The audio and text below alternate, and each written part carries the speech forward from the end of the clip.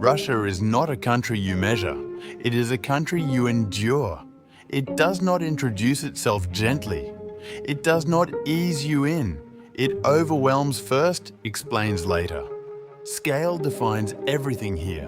Distance, power, history, silence. The land stretches beyond comprehension, swallowing borders, swallowing time, swallowing certainty. To exist here is to accept that you are small.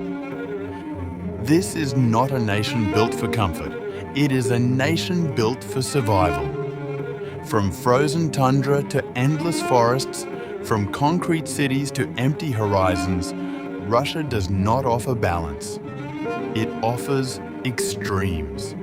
Cold that tests the body, space that tests the mind, history that tests the soul. This land has never been neutral. It demands adaptation or submission. Nothing here is light. Everything carries weight. Cities rise heavy against the sky. Stone replaces decoration. Steel replaces softness. Even beauty feels armored. Architecture does not invite, it asserts. These are structures built to last, to endure winters, wars, revolutions.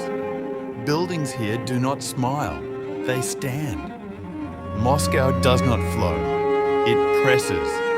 Streets feel deliberate, monumental, designed to remind you of scale and authority. Power is not hidden here. It is visible, in size, in symmetry, in presence. The city does not pretend to be gentle. It reflects the nation that built it. Russia was never a place of ease. It was a place of endurance. This land has been invaded repeatedly, and each time it responded the same way. Not with speed, not with finesse, but with depth. Distance became defense. Winter became weapon. Patience became strategy. Time itself bent to survival. Empires rose here through force and collapsed through exhaustion. Tsars ruled through authority and fear.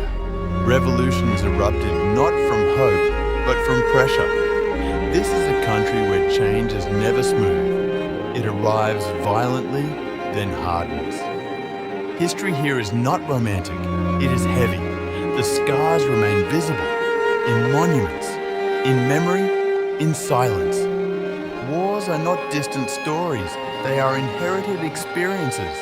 Loss is not abstract, it is generational. Russia does not forget its suffering, it integrates it. That is why emotion here is restrained. Smiles are rare, expression is measured, warmth exists, but it must be earned. Trust is not given freely.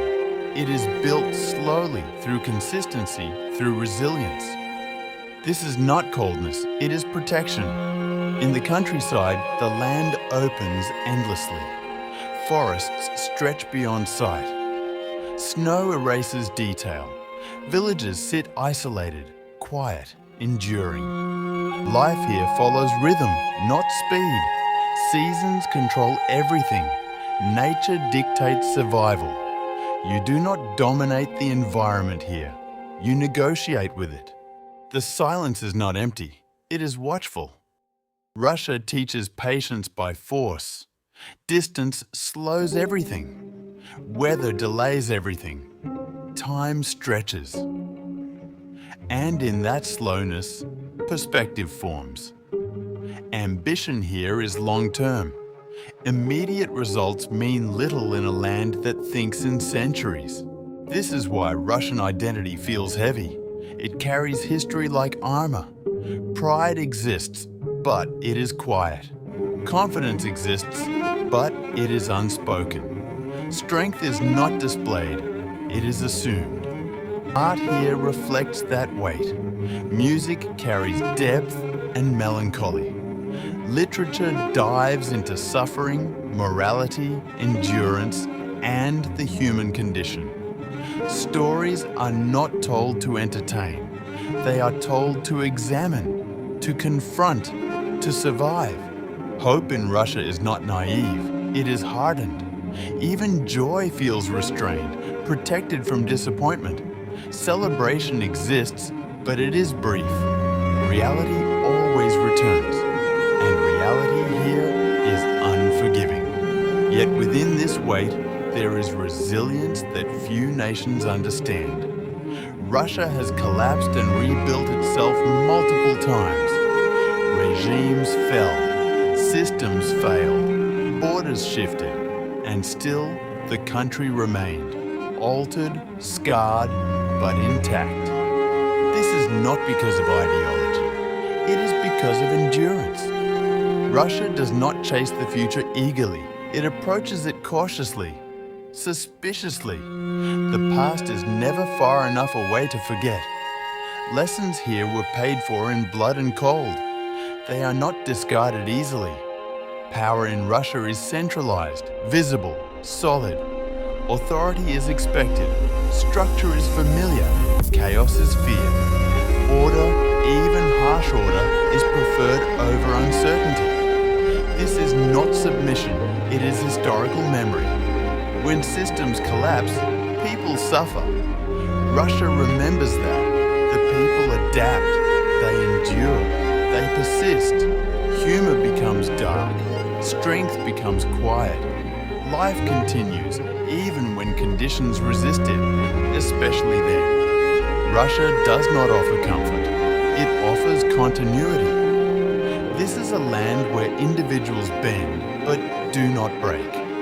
Where communities hold through hardship, where survival becomes identity. The cold does not kill spirit, it compresses it. In modern times, the country stands complex and contradictory. Tradition and modernity collide. Global influence meets internal memory. The future presses forward while the past refuses to release its grip. This tension defines everything. Russia is not trying to be liked. It is trying to remain. And that is the difference. You do not visit Russia for escape. You visit to understand scale, consequence, endurance. To witness what happens when a civilization grows under pressure instead of comfort. When you leave, you do not feel inspired. You feel grounded. You understand that strength does not always announce itself. That resilience does not always look beautiful. That survival can shape culture as deeply as success. Russia does not promise ease.